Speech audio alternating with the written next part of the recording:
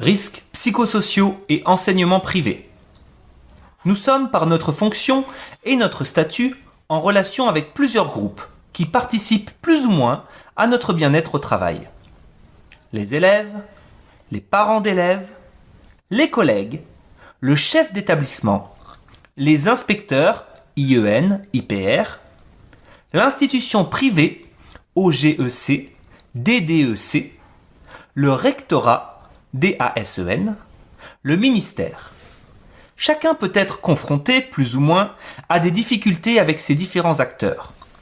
Des classes difficiles ou en sureffectif, le manque de confiance de parents, des locaux et du matériel non adaptés aux enseignements, la surcharge de travail, les injonctions contradictoires, etc. Sans oublier des inspections inadaptées et infantilisantes, et les pleins pouvoirs que s'arrogent un grand nombre de chefs d'établissement.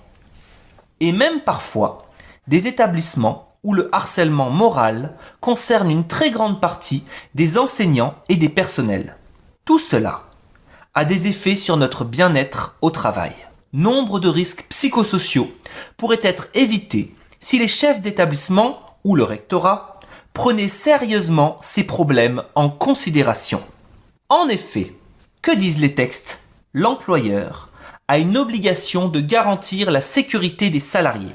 Cette idée est développée par la jurisprudence et applicable en matière de santé et de sécurité du salarié.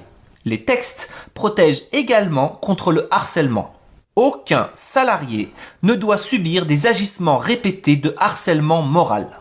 L'État employeur nous doit la protection due aux fonctionnaires. C'est une partie des textes. Mais, quand les problèmes se présentent, se joue régulièrement un jeu de ping-pong. La situation bancale des enseignants du privé conduit le chef d'établissement, seul chef à bord dans son établissement, à se déclarer non responsable juridiquement pour les enseignants, puisque leur employeur est le rectorat.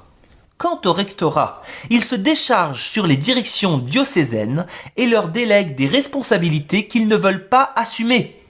La réaction de l'administration consiste soit à ne rien faire, soit à donner une réponse individuelle, alors que sont en cause l'organisation du travail. Il faut sortir de cela.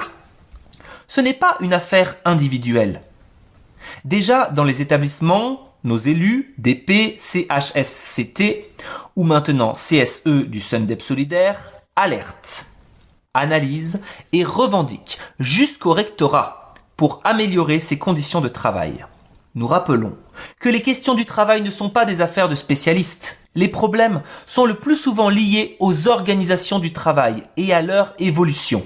Sans oublier que les choix économiques sont souvent opérés au détriment des personnes. C'est pourquoi nous demandons des CHSCT académiques, comme il en existe dans l'enseignement public, le rectorat prenant pleinement ses responsabilités face aux risques psychosociaux, un droit de sanction de l'administration rectorale vis-à-vis des chefs d'établissement reconnus responsables de harcèlement moral ou sexuel. Pour cela, lors des élections, ne laissez pas passer l'occasion de dire non à la banalisation de la souffrance au travail. Oui à une prise en charge collective. Oui à un CHSCT académique. Oui pour les mêmes droits pour tous les salariés. Oui à une vraie protection de l'État employeur.